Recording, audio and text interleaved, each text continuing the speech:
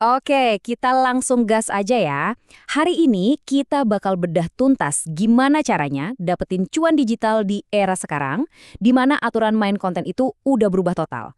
Jadi siapin diri lo, karena apa yang kita bahas hari ini bisa jadi bakal ngubah cara lo ngonten selamanya. Coba jujur deh, lo pasti pernah kan kepikiran, kayaknya udah telat banget deh buat mulai jadi kreator. Udah terlalu rame, saingannya gila-gilaan. Pernah ngerasa gitu kan? Tenang, lo nggak sendirian kok. Banyak banget yang mikir kayak gitu. Nah, ini dia kuncinya. Buang jauh-jauh pikiran telat. Serius, justru sekarang itu adalah momen emas. Kenapa? Karena semua platform media sosial lagi ngalamin yang namanya The Great Reset. Algoritmanya lagi dirombak abis-abisan. Dan ini tuh ibarat tiket emas buat kreator-kreator baru kayak lo buat bisa nongol ke permukaan. Ini kesempatan lo banget. Oke, sekarang kita coba bedah lebih dalam lagi ya. Apa sih sebenarnya The Great Reset ini? Dan kenapa ini bisa jadi peluang emas buat lo? Yuk, kita mulai. Coba perhatiin deh pergeseran kekuatan yang lagi terjadi. Brand-brand besar itu udah mulai ngerem bakar duit buat endorse influencer gede. Budgetnya kemana? Dipindahin buat bangun personal brand si ownernya. Hasilnya, pasar jadi rame banget, penuh sesak. Satu-satunya cara buat lo bisa nonjol itu ya lewat konten yang bener-bener dalam yang bisa bangun trust. Kepercayaan sekarang itu bukan lagi dari atas ke bawah, tapi dari temen ke temen. Dan ini intinya. Ingetin ini baik-baik. Catet kalau perlu. Orang itu follow orang bukan follow brand. Koneksi personal, keaslian diri lo, itu jadi mata uang paling berharga di dunia digital sekarang. Titik. Oke, sekarang kita masuk ke bagian yang paling krusial, yaitu soal mindset. Stop pusing-pusing nyari niche di luar sana. Kenapa? Karena niche terbaik, yang paling unik, dan yang sama sekali nggak bisa ditiru sama orang lain, itu adalah diri lo sendiri. Gini deh, biar gampang. Dulu, jadi fotografer itu profesi spesial. Sekarang, semua orang bisa jadi fotografer pakai HP-nya. Nah, konten juga gitu. Ketika semua orang bisa bikin konten, konten itu jadi komoditas. Udah biasa aja. Cara lo buat menang di game ini bukan dengan jadi yang paling bagus, tapi dengan jadi yang paling otentik. Jadi diri lo seutuhnya.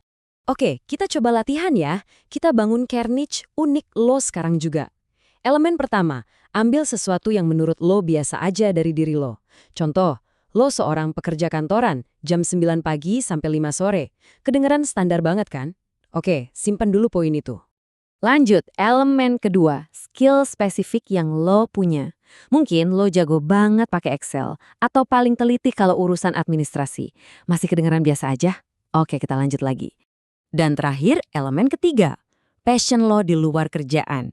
Misalnya, lo itu hobi banget lari pagi sebelum berangkat ngantor. Kayaknya nggak nyambung sama sekali sama dua elemen tadi kan?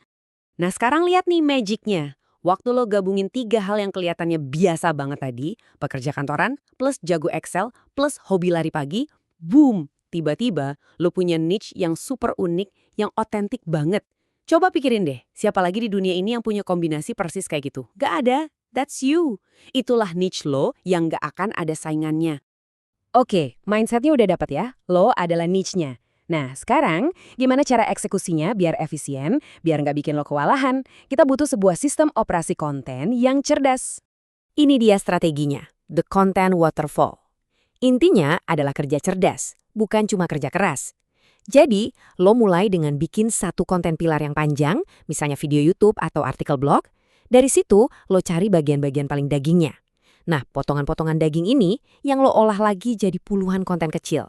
Bisa jadi Reels, TikTok, atau thread di X. Satu kali kerja, panennya di semua platform.